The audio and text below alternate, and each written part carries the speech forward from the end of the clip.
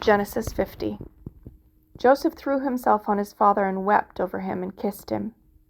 Then Joseph told the physicians who served him to embalm his father's body. So Jacob was embalmed. The embalming process took the usual 40 days, and the Egyptians mourned his death for 70 days. When the period of mourning was over, Joseph approached Pharaoh's advisors and said, "Please do me this favor and speak to Pharaoh on my behalf. Tell him that my father made me swear an oath. He said to me, 'Listen, I'm about to die. Take my body back to the land of Canaan and bury me in the tomb I prepared for myself.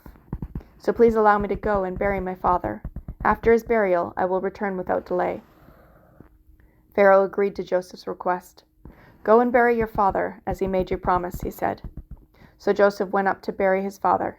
He was accompanied by all of Pharaoh's officials, all the senior members of Pharaoh's household, and all the senior officers of Egypt.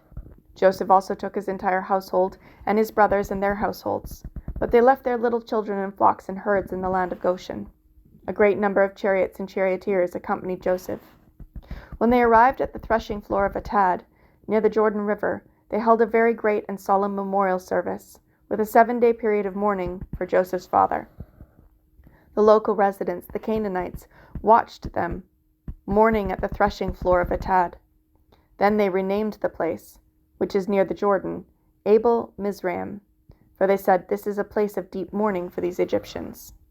So Jacob's sons did as he had commanded them. They carried his body to the land of Canaan and buried him in the cave in the field of Machpelah near Mamre. This is the cave that Abraham had bought as a permanent burial site from Ephron the Hittite. After burying Jacob, Joseph returned to Egypt with his brothers and all who had accompanied him to his father's burial. But now that their father was dead, Joseph's brothers became fearful.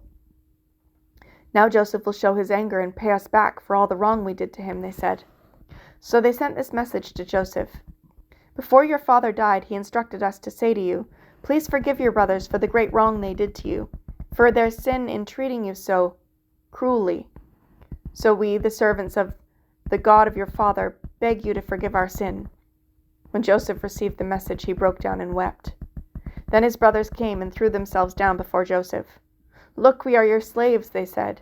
But Joseph replied, "Don't be afraid of me. Am I God that I can punish you? You intended to harm me, but God intended it all for good. He brought me to this position so I could save the lives of many people. No, don't be afraid. I will continue to take care of you and your children." So he reassured them by speaking kindly to them. So Joseph and his brothers and their families continued to live in Egypt. Joseph lived to the age of 110. He lived to see 3 generations of descendants of his son Ephraim, and he lived to see the birth of the children of Manasseh's son Machir, whom he claimed as his own. "Soon I will die," Joseph told his brothers, "but God will surely come and help you and lead you out of this land of Egypt. He will bring you back to the land he solemnly promised to give to Abraham, to Isaac, and to Jacob." Then Joseph made the sons of Israel swear an oath, and he said, "When God comes to help you and lead you back, you must take my bones with you." So Joseph died at the age of 110. The Egyptians embalmed him, and his body was placed in a coffin in Egypt.